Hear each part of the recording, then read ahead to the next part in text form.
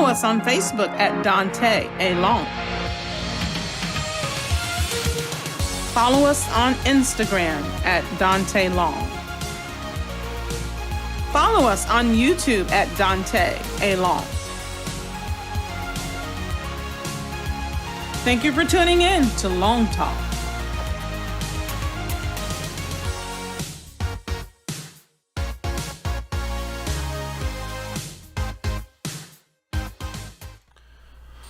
Well, family, we're back again tonight here on Long Talk once again, and grateful for the opportunity to be with you at this critical moment. And please do us a favor, go ahead and let everybody know that we are on here tonight following these developments during this very historical moment here in runoff 2021. And I need all of you right now to quickly go and grab somebody and let them know that we're on. Tell them to connect to us, whether they're doing it on Facebook tonight or whether they're doing it on YouTube, to come share this with somebody, because somebody right now is disengaged and they need to be engaged into what's happening and the significance of this moment. It's a historical moment that all of us need to be engaged in. So right now, come on in, fam, and let's talk tonight. I've got my friends, I've got my partners here tonight. These are not just, it's not going to be just a barbershop talk. This is not just shooting the breeze or hanging out at the nail salon. Tonight we've got some of Georgia's finest individuals, theologians, public speakers, influencers, all of them, most of all friends and brothers. Tonight we're going to come in and have this conversation you've been waiting for, so please go ahead and hop on tonight. Reverend Billy Honor is with us. Friend, how you doing tonight? I'm all right, friend. How are you? Man, I'm doing good. I'm doing good. We've got a nail biter on our hands here tonight, man. We do, my dear brother. This is what we thought was going to happen, and here we are. Here we are. Here we are. Here we are, man. Gosh, a nail biter. It is a seesaw. That's what it is. A seesaw, a nail biter, however you want to. Yeah. Back and forth. You can't keep up. But I mean, this is good. This is great for our state.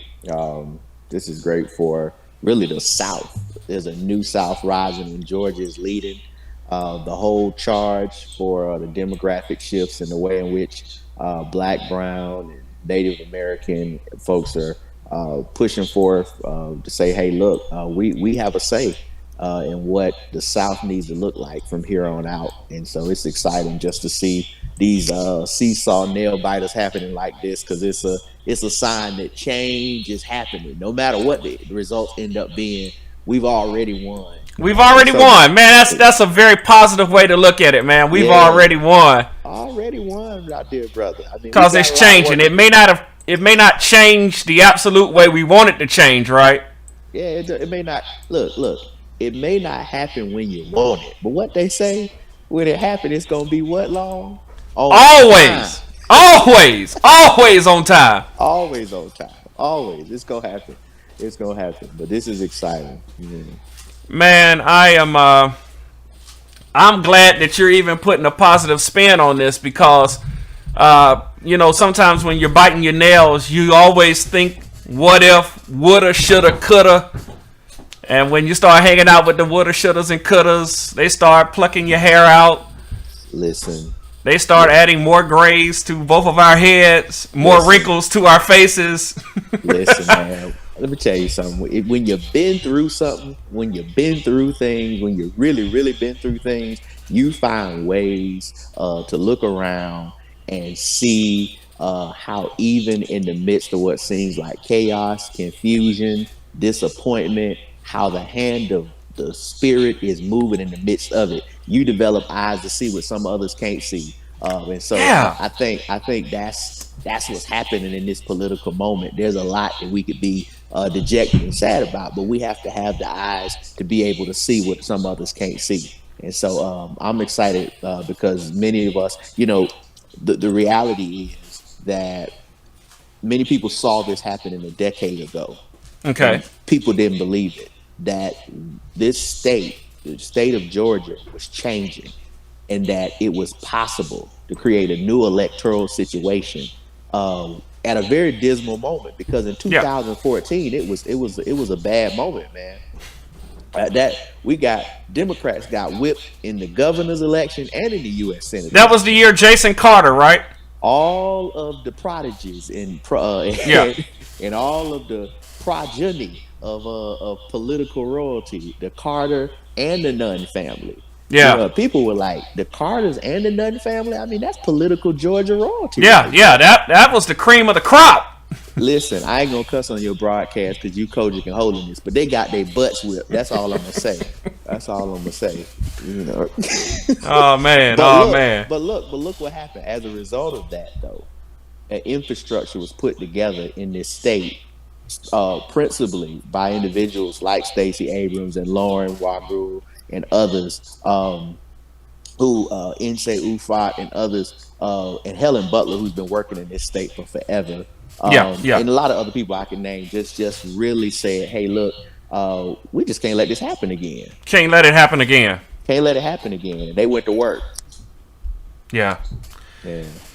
And so going to work, that is exactly what they have done. And we salute all of the women and men, brothers and sisters, that have labored for over a decade. And we even go back and think about many others that we lost this year, many of our civil rights leaders. Yeah. John Lewis and C.T. Vivian. C.T. Vivian, Reverend Albert Love, right here in Atlanta. Yeah, that. Come on. Yeah, man. Voter Empowerment Collective. Absolutely. Absolutely, Yeah, man. yeah, May our fathers, may they rest, knowing that people like yourself and others have continued the journey, man, and really doing all that we can, strategizing, using every effective method to make sure that we are engaging everyone to participate in the process, right? Absolutely. Absolutely. Yeah. And on the cusp of making sure that everybody engages, there is something that you lifted up today that really struck a chord with me, and that was that even now, 266,000 brothers and sisters, and I want to say it like that, brothers and sisters, not them over there. These are our brothers and sisters who are currently up under correctional supervision, are ineligible to vote. Right. Talk to us a little bit about that tonight, man. Yeah. So here in Georgia, by the Constitution of our state, if you have been convicted of a crime of moral turpitude, and you know, the real crux of this matter is that moral turpitude is not defined really. So all felonies end up falling under the banner of moral turpitude. That doesn't matter what the nature of it is. And if you fall into that category by Constitution, you lose your right to vote in this state. Yeah. Now, it's not irrevocable, like it's not taken away forever, but there are about 266,000 people who are still under correctional control, which means they're either on felony probation or parole. And while they are still under that control and under that supervision, they cannot vote. And many of us believe that that's unjust because number one, most of these individuals, as a condition of their parole, are working, which means they're having taxes taken out of their checks, which means they have taxation with no representation to the degree that they cannot participate in having a say in their governance, right? But yet they are being made to fund the government that they cannot participate in. That's not right. Not right. That's not right. And the other thing, in the broader case here is this. This isn't even a partisan political argument because who knows how these individuals will vote if given the right to vote, right? We don't know, right? All people who have a felony record aren't Democrat or Republican or Independent. They all aren't white. They all aren't black, etc. We don't know. This is about a human right, and this is the deal. Those of you who know about the criminal legal system know good and well that when you do get a felony conviction, there are already a number of ways in which the system punishes you. It is not necessary to take someone's voting rights, in addition to all of the other things that they're already going to have to deal with as a result of having that felony record. And so We really feel like when you do that, you taking someone's citizenship. I fundamentally believe that to take someone's voting right is to take a fundamental part of their citizenship. And I think that's not constitutional. And I think it should stop, not just here in Georgia, but all over this country. Could it be that many people know that this large number of individuals who have already been punished enough may actually turn out to punish them in the ballots? I'm sure there are some individuals who are against it who believe it. I mean, we've been advocating for this in the state for a few years. There are those who've been doing it longer than I have. And I remember uh, when this argument came up in the end of 2019, and we were down at the state capitol, and there's a state rep named Randy Robertson, who is actually a state rep, state senator rather, right outside of the Columbus area. He used to be a law enforcement dude who's becoming a state Senate representative, and he and I were having an argument in the hallway Okay. about this after a hearing. And basically, his whole thing was that he just felt like it was necessary for certain crimes, that for certain people, that there are things that you can do that should keep you from being able to participate in the civic process, right? And he was okay with that. He was okay with that. I really think at the core of this is not even so much about politics. Is my response. This is about our lack of capacity to forgive and to practice restorative justice. We really do think that vengeance and our punishment and certain things that we do, that the criminal legal system should be used for us to express that. Yeah. And I think that's what this is really about. Man, I often think about that because we were talking earlier tonight in Long Talk. A lot of times when individuals receive a felony, they automatically think it's, in some cases, excuse the expression, a death sentence, right? But to know that there are individuals that are really lobbying for them to have their constitutional right restored. Why do you think we really do not place more emphasis on this mere fact? Well, I had so on Twitter, I tweeted this sentiment out earlier, and one of the responses somebody gave is that they should not have committed a crime. That's all. That's what somebody's response was. And so I think here again, there is this notion that some have that there are people who have done things wrong and there are others who have not, I suppose. Yeah. Rather than the idea that, the truth is, some of us believe that all of us are cracked vessels with crooked hearts, and we trying to get our crooked hearts to love our crooked neighbors. And that's all of us, right? And that should push all of us to show more compassion, not less. But there are people who don't believe that. There are people who believe that people can do things that don't merit them deserving a second or a third chance. Or in this case, I'm not saying, in this case, when it comes to voting rights, I'm simply saying that I'm not saying that if people commit certain crimes that, they shouldn't be held accountable by the system. That's fine. I'm not naive. I know that's going to happen. What I'm saying is that taking someone's voting rights is excessive and unnecessary. Like, that is not a punishment we should be enacting upon people. That is what I'm saying. But for so long, we just know that when you take the voting right, you really disable that individual from being able to participate in the process. And when they don't participate in the process, you really can then do with the process what you want to do with it, right? Sure. I mean, yes, they become disengaged citizens sometimes. A lot of them actually stay pretty engaged and do everything they can, short of being able to actually go vote. There are people who I know who canvass. There are people I know who make phone calls and contribute to political organizations, even though they can't go in and cast the vote.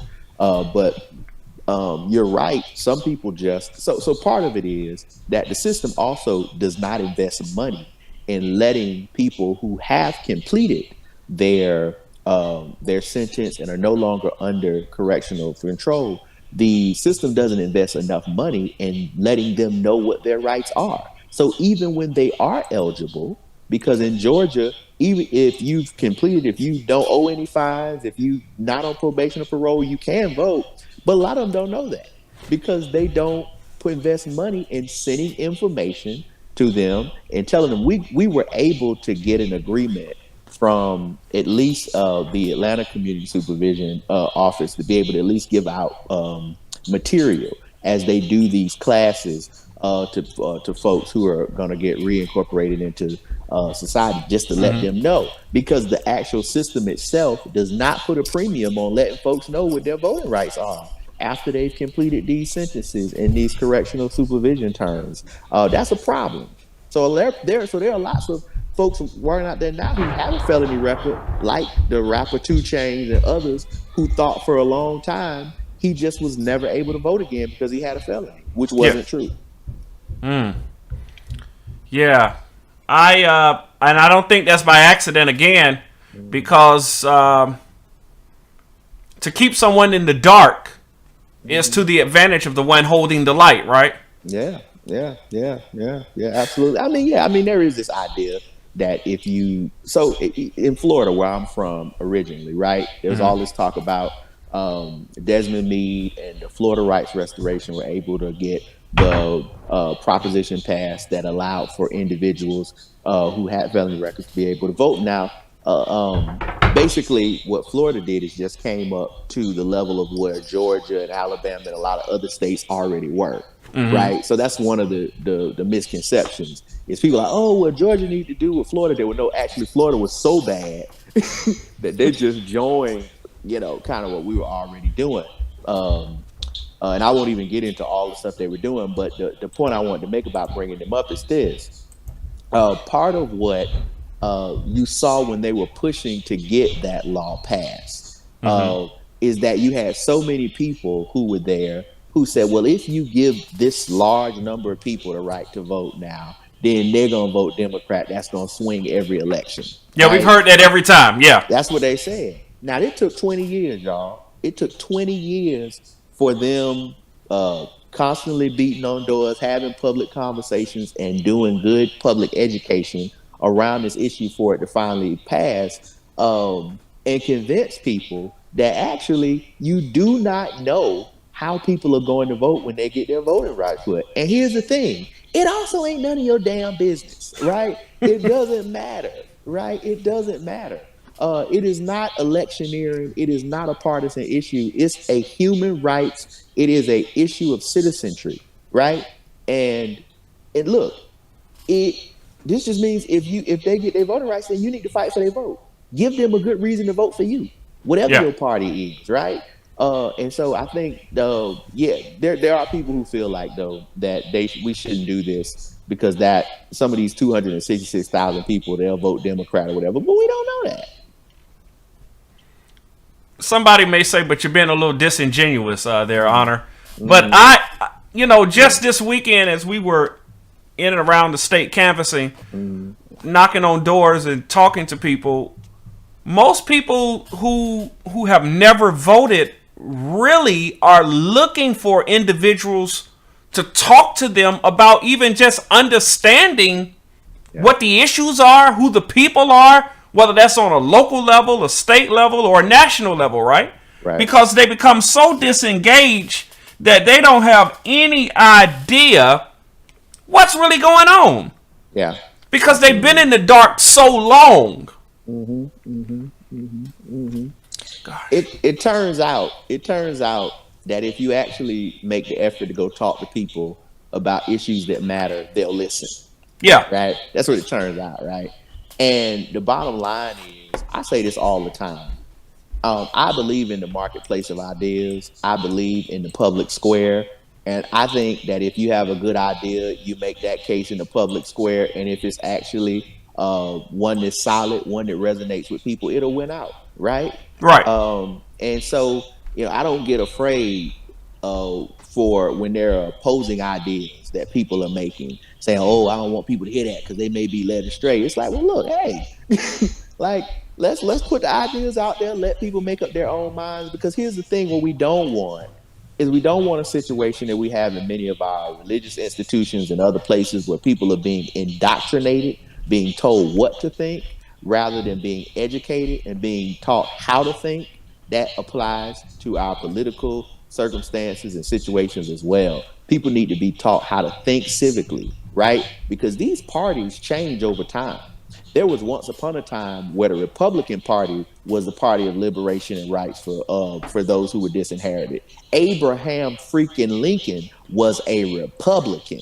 Okay, it was not until the mid 20th century, with the civil rights movement and other things, that the Democratic Party began to take on a different shape and form. And so time changes. These parties change. What's important to them change. We have to be able to think civically and think smart to be able to look and say, okay, well, who's serving our best interests at this time? Absolutely. Absolutely.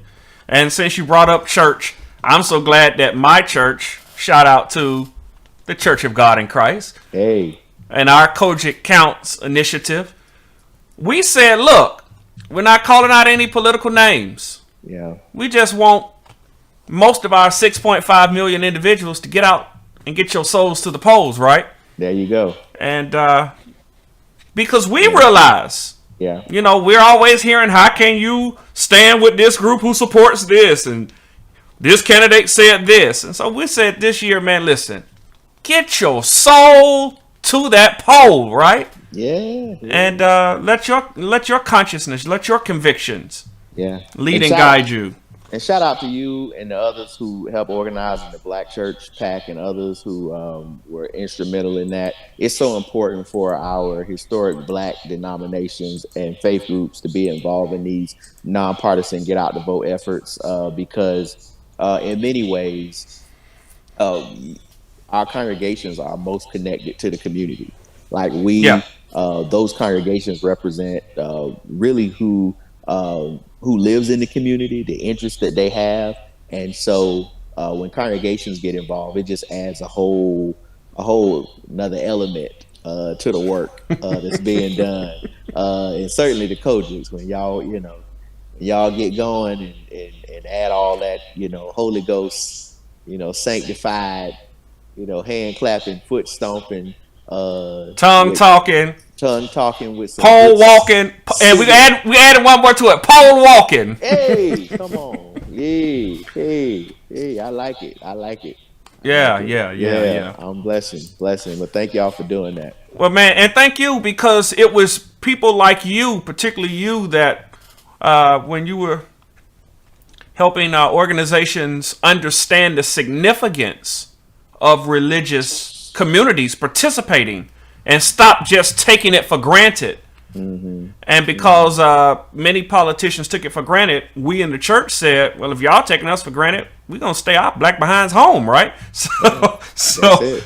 so we always salute you, man, because you were one of the forerunners to connect public policy and the religious community, particularly the black religious community, and giving us strategies. And let me say this, giving us strategies as to how to do it.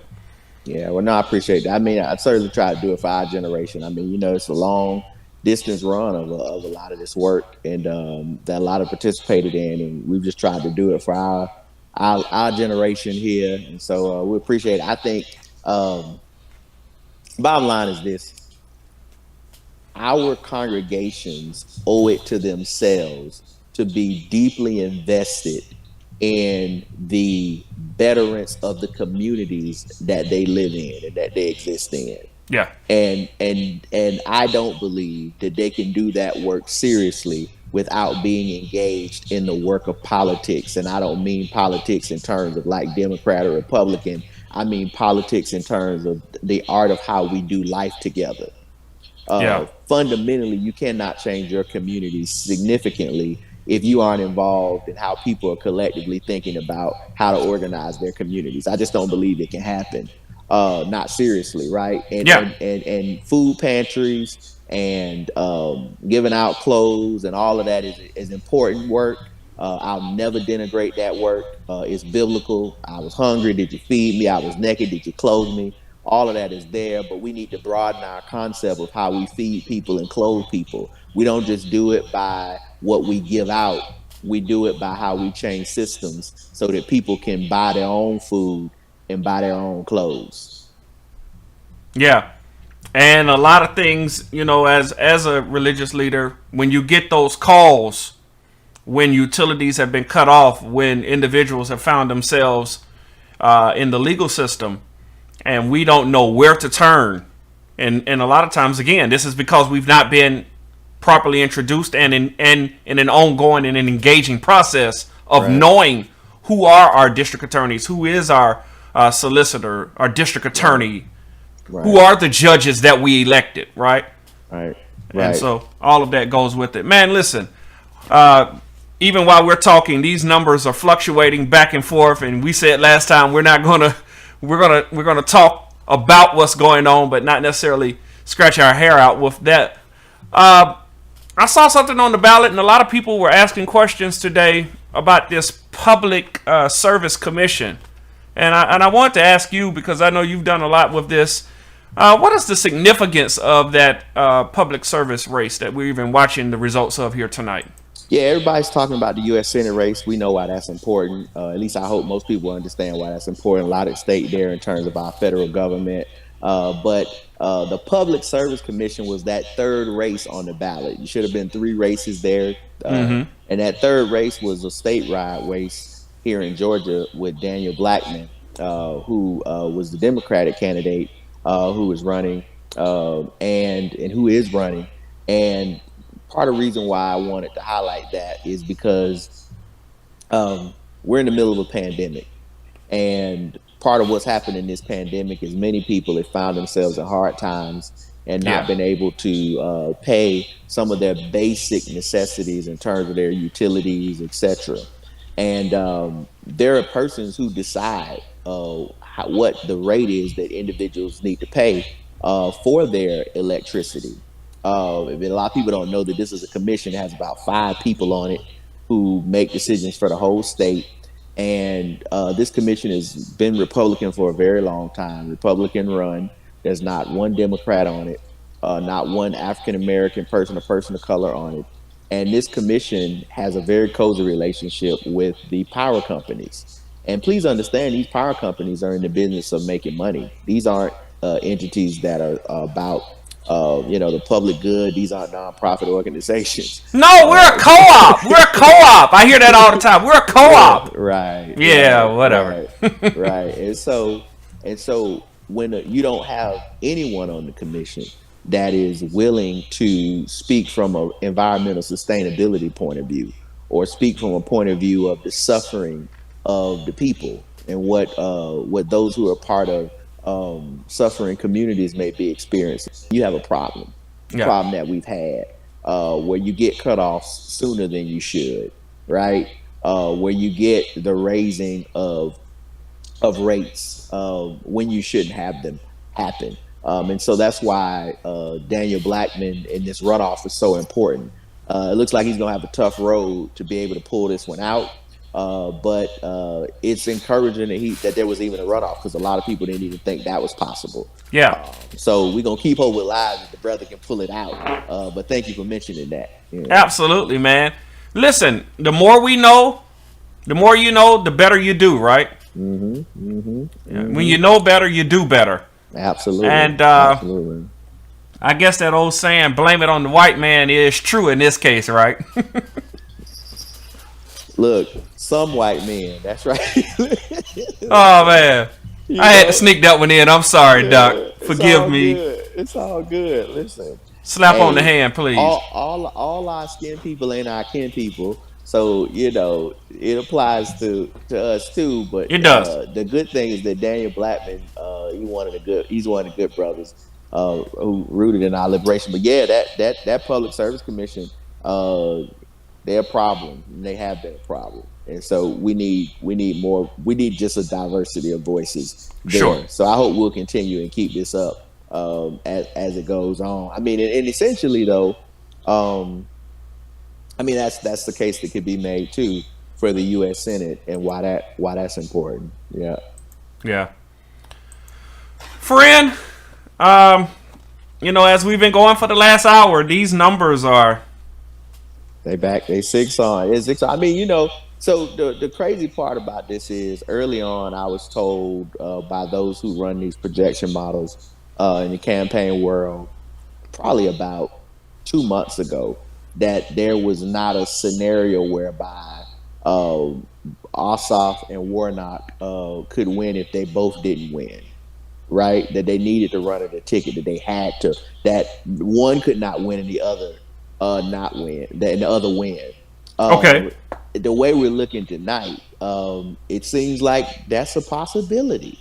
And a lot of people said as you saw the race unfolding, you saw that this was a possibility because Reverend Warnock seemed to be running stronger in some areas than John Ossoff, primarily because of the fact that he had a much less popular opponent.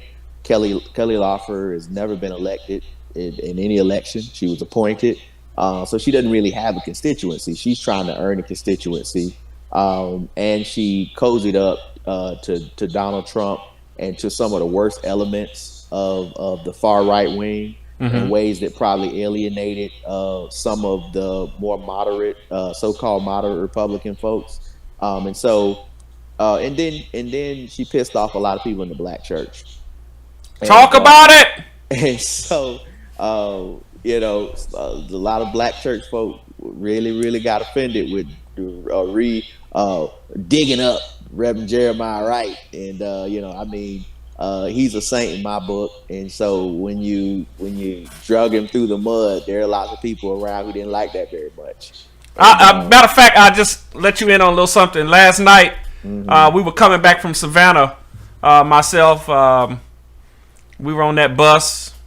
Dr. Jamal Bryan and a few others, we were on that bus together, and we were watching that famous message in 2003. And as we began to have dialogue after it, we said, "What did he say that was so wrong?" Nothing. In the Nothing. context, and of course, we Yeah. know most Americans have never heard that sermon in context. But it may be more true today Yeah. than even when he said it in 2003, right?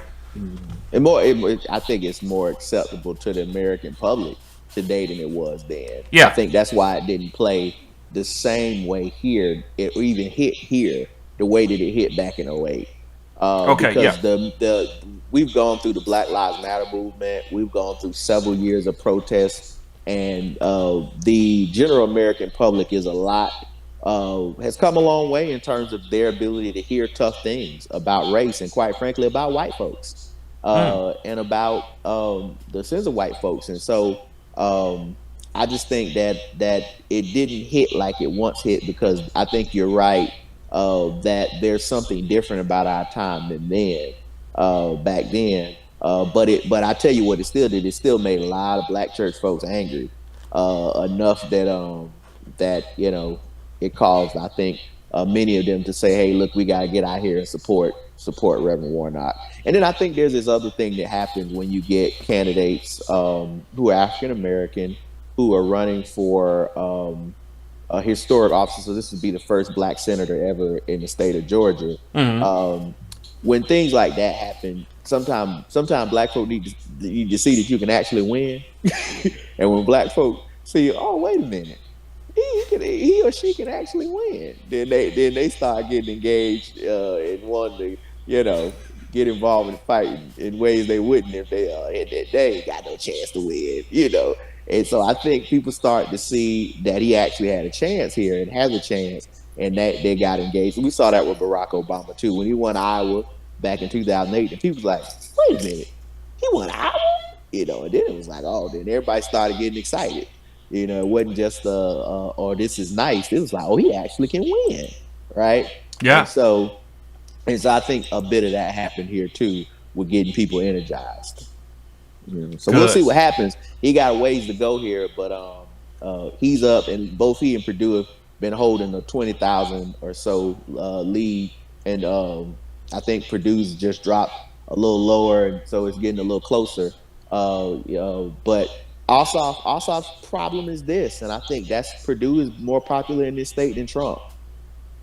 And the real kicker here is this, and I know that the Republican Party is looking back saying, "God damn," because and so in long you probably remember this because you lifelong here in Georgia.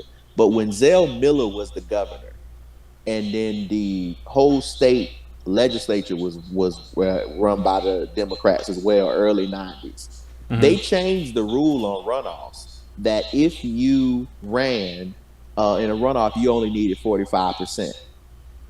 When the Republicans got in office later, they changed it when Sonny Perdue, David Perdue's cousin, when he became the governor, they changed it and made it 50%. So Perdue would be in office right now, sworn, and he would have got sworn in on Sunday with the rest of the senators if the Republicans hadn't changed the rule, because he got over 45% in November. They made it 50%. So this is they're in this situation tonight because they chose it. You brought this on yourself, guys. Hey, man. It is what I think both are showing about 98% reporting. So it's getting close. Yeah, we've pretty much. No, I'm not even gonna say that. Got to keep watching. We got to keep watching. We got to keep watching. It'll be very interesting because, so let's say Warnock is to win this, then he would get 2 terms because he would be finishing out the term of Isaacson. So he owned 2 years rather. So he would serve for 2 years, and then he would have to defend his seat if he chose to 2 years from now, which coincidentally would also be the same time that we would be having a governor's race. So he and Stacey Abrams would be running kind of on the same. Can't wait. Matter of fact, I got in some trouble the other day saying 2022, here we come.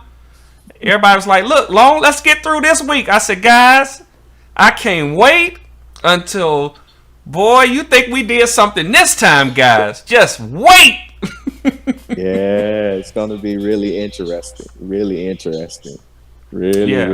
So we're going to take a few days, take a breather, celebrate our victories, mourn our losses, but there's still more work to do. As you said earlier, we look at this for the labor in which has been put in place by many over a long stretch. Yeah. Those of us that have come alongside much later here, but still, we look at this and see how far we've come, right? Absolutely. So is it fair to say we have nothing to hang our heads low for? Oh no, ever no, and we got nothing to lose but our chains. You know, I mean, there's the fight we're in is only about the liberation of our people, and we will accept nothing less than full citizenship. Without exception. That's what all this is about.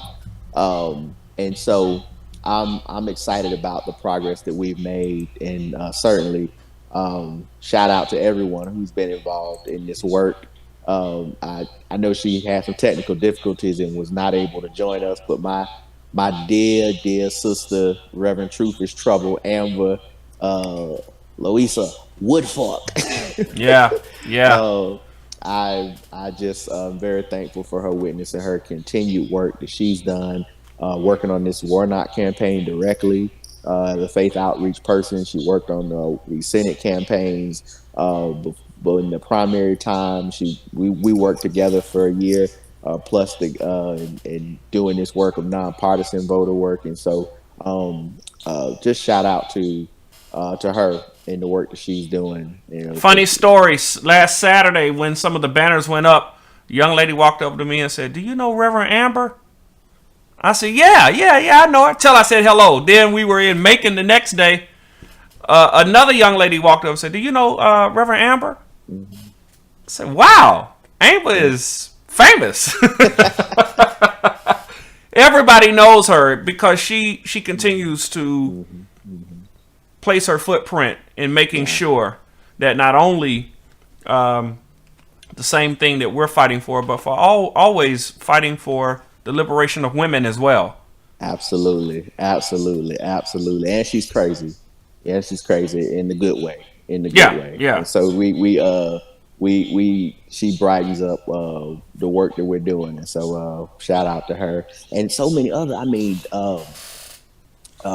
when you think about the movement these days, I tell people it's led by so many wonderful, powerful women, powerful sisters who are out here just putting in the work and doing it in really effective and bold ways. And so, I'm thankful for all their leadership, all of them. I can name a bunch of them. Yeah. But a lot of them help us to get to this moment, whatever it is, whatever it turns out to be this good. Absolutely. Friend, thank you for taking time to talk with us. I appreciate it. I salute you, and I appreciate all that you have done, are doing, and will continue to do Appreciate you, to help people receive their total freedom. That's it. I say it like that. Their total freedom. That's it, brother. That's it. All right, well, thank you for all you're doing. Y'all have a good one. Take care now. All right. God bless. Bless.